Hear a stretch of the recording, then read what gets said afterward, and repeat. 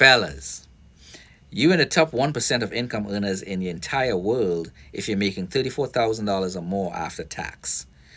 Have you ever noticed when you have a new idea that you want to execute, possibly in business or something like that, or whatever? A lot of people fall out of the woodwork with good intentions to either caution you or to discourage you altogether. Well, the same thing applies to passport bros because it's an idea, although it's not new and it's been around for centuries. It is presented across the internet and social media as though it's new. Um, so people are falling out of the woodworks to either caution you or to discourage you altogether. And it's up to you to decipher the information and apply what works for you, and execute your idea anyway.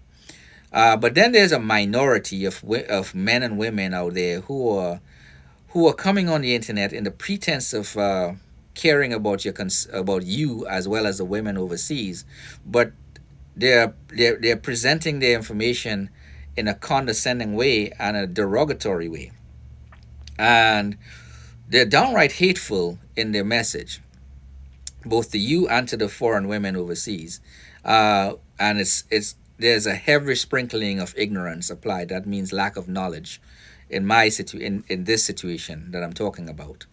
When you encounter those things, you have to be take that seriously, because the Boston Tea Party that sparked the American Revolution wasn't executed by a majority of people; it was a minority.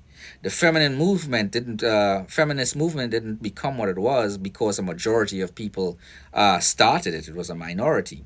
The Me Too movement as well. So everything that changed the trajectory of the social structure and life in general was started by a minority.